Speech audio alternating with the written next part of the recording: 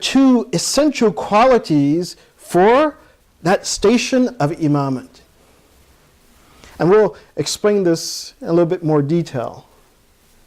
Because it's not simple as we think that, oh, patience, oh, well, yeah, most people, anyone can have some patience.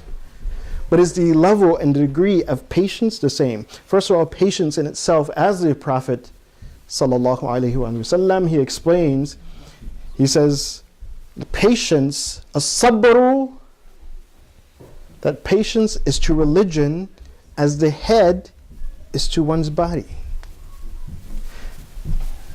That a body without a head is not living. Religion, faith, without patience is not faith.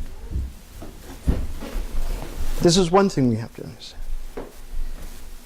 Secondly, with regards to those individuals who are, or who have reached this station of imamat, one of them being the Prophet Musa alayhi salam.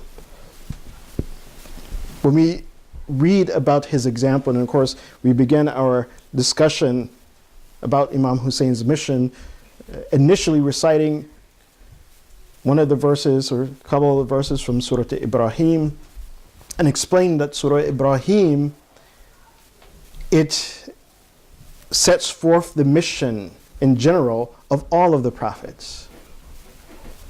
But in particular, it also gives us insight on the mission of the Ulul Azm themselves.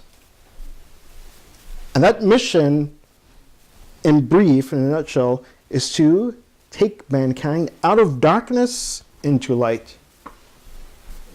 We mentioned this verse earlier as well, and this is a verse 5 of Surah Al-Ibrahim. We mentioned it in part, but I want to mention it particularly here in its entirety so that we may see and understand the patience that someone who has reached to the level of imamat. Who is an imam? Which is one of the Ulul Azm, Hazrat Musa. That what type of patience do they have? Allah subhanahu wa ta'ala, he states in verse 5 of Surah Ibrahim, this chapter 14 of the Quran, he says, وَلَقَدْ أَرْسَلْنَا مُوسَى بِآيَاتِنَا أَنْ أَخْرِجْ قَوْمَكَ مِنَ الظُّلُمَاتِ إِلَى النُّورِ وَذَكِّرْهُمْ بِأَيَّامِ اللَّهِ إِنَّ فِي ذَلِكَ لَآيَاتٍ لِكُلِّ صَبَّارٍ شَكُورٍ. That Allah subhanahu wa ta'ala has sent Moses with his signs, with his message, in order to take his people out of darkness into light, out of the darkness of ignorance, out of darkness of disbelief, out of the darkness of oppression, and take them into the light of Iman, into the light of justice, into the light of obedience of Allah subhanahu wa ta'ala. So Allah subhanahu wa ta'ala sent Moses to accomplish this mission and to remind them of the days of Allah subhanahu wa ta'ala. Then Allah subhanahu wa ta'ala, he captures this mission in itself, not only for the Prophet Moses, but also for anyone who is a part of that mission. And what does he say about that? What does he say about that mission of the Prophet? He says, إِنَّ فِي ذَلِكَ لَآيَاتٍ. It is a sign for everyone who is very patient. Right? لِكُلِّ صَبَّارٍ شَكُورٍ.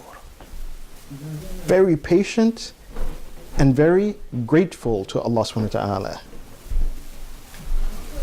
So Allah subhanahu wa ta'ala, he describes that mission.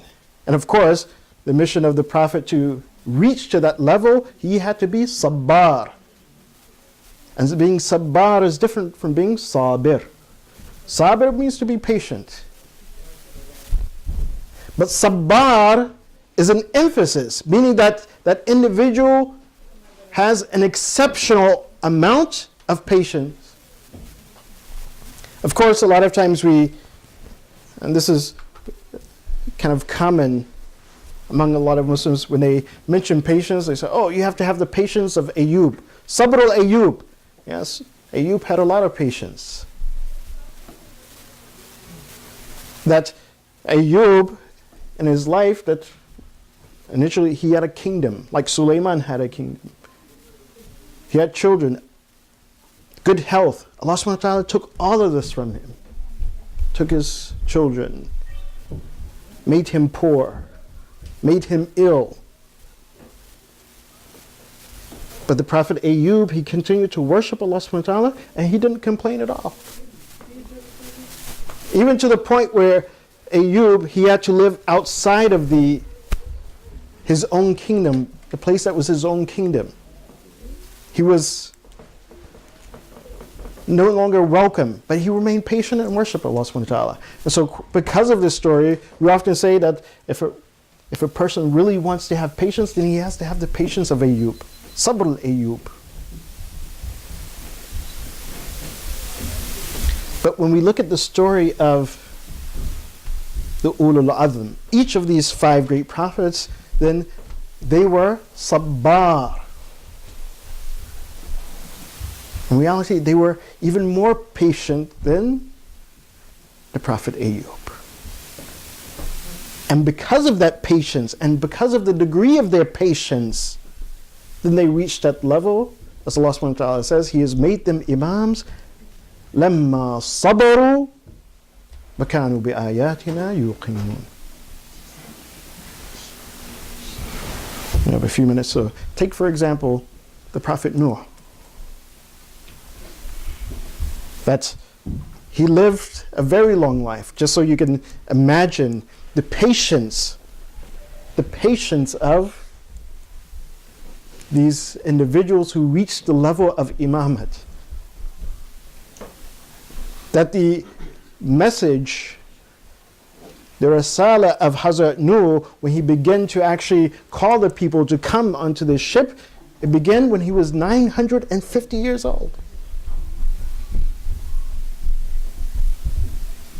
And it is stated that he would go out every day to the middle of town and to call people. He had begun to build a ship. But he would call people to the way of Allah subhanahu wa ta'ala. And imagine a man who is elderly as he is, going to the middle of town.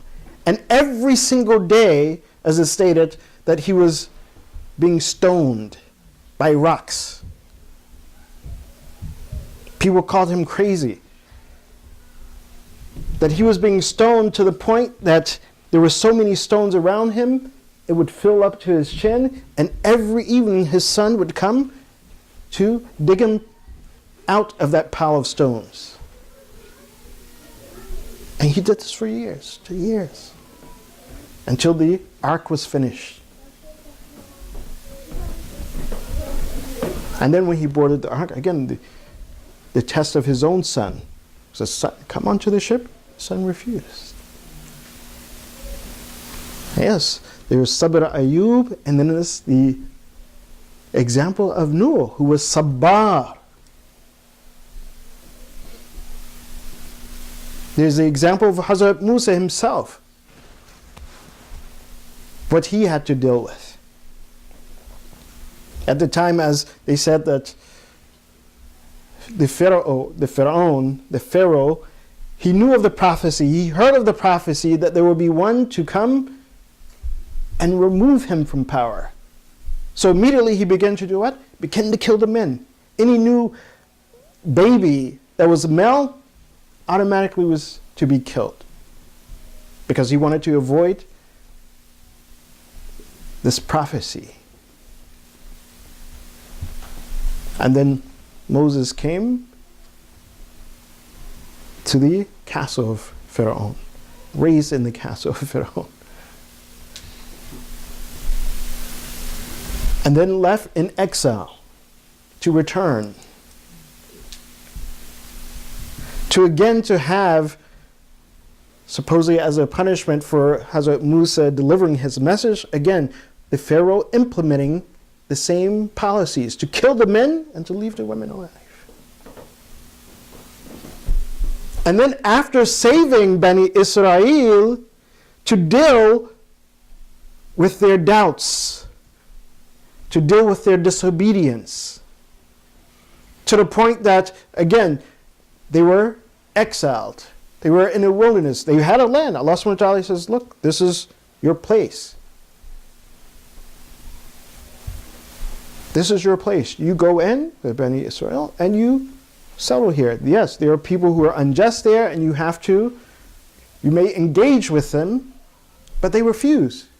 And because they refused, then Hazrat Musa with Bani Israel wandered in the desert, wandered and wandered and wandered.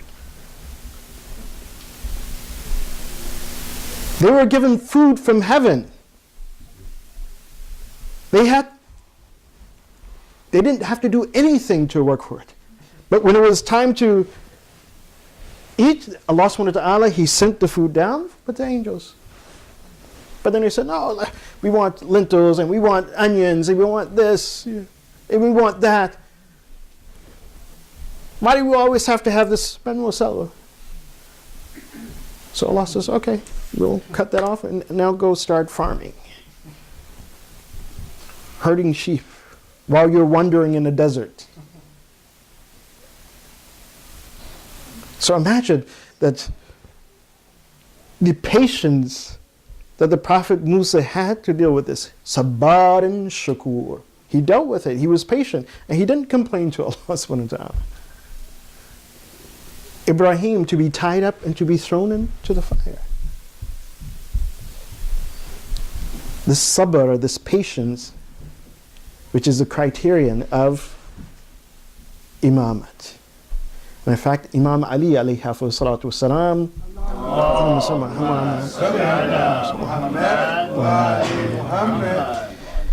he sheds even more light on this by explaining to us that a sabr is of three types. He says, a sabr indal musibah. Patience in face of calamities. وَالصَّبْرُ عَلَى الطَّاعَةِ. And patience in obedience and obeying Allah subhanahu wa ta'ala. وَالصَّبْرُ عَنِ الْمَعْصِيَةِ. And patience in order to abstain and stay away from sin. These are the three levels of patience, and we see that this was in all of the imams. This was in the Ulul Azm. Those who obtained this station of imamat, they exemplified this in the greatest of manners. As-sabru 'inda al-musibah. Patience in face of calamities and trials and difficulties. So if you want to say that who was the imam during the time of Imam Hussein, Muawiyah himself, he knew that yes, there must be an imam. So if we want to now compare that, who had such patience? It was the family of the Rasulullah who dealt with trials and tribulations. It was Imam Hussein alayhi salatu wasalam who had to remain patient in face of the trials and tribulations and in face of the calamities that he witnessed. The murder of his mother, the martyrdom of his mother, the martyrdom of his father Amir al-Mu'mineen Ali ibn Abi Talib, the martyrdom of his brother Imam al-Hassan, and not only the martyrdom of his brother, that even after the martyrdom of his brother, the request of his brother to be buried beside their grandfather, the same grandfather who spoke on the minbar, he would stop speaking to pick up Imam Hassan, Imam Hussein, and place him on his lap. Imam Hassan said, bury me beside my grandfather. There was no doubt that the love that the Prophet had for Imam Hassan, Imam Hussein. So it's a natural request, bury me beside my grandfather. And when the Imam wanted to fulfill this request, arrows would be shot in the deceased body of his brother. But yet Imam Hussein, he remained patient. He did not raise a fuss, because this was his moment to be patient. This is what an Imam is. As-sabru 'inda al-musibah. If he had acted based on the customs of Jahiliyyah, they had a custom of taking revenge. Oh, you've killed my brother, my father, my mother, so I'm going to take revenge. But Imam Hussein, no. It wasn't about revenge, it's about justice. This is why Imam Hussein rose up.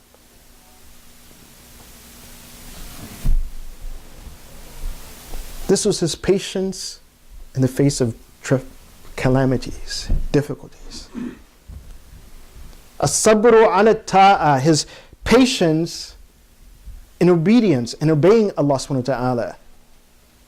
And subhanAllah, who has shown the patience in obeying Allah subhanahu wa ta'ala like Hussein. There is no comparison.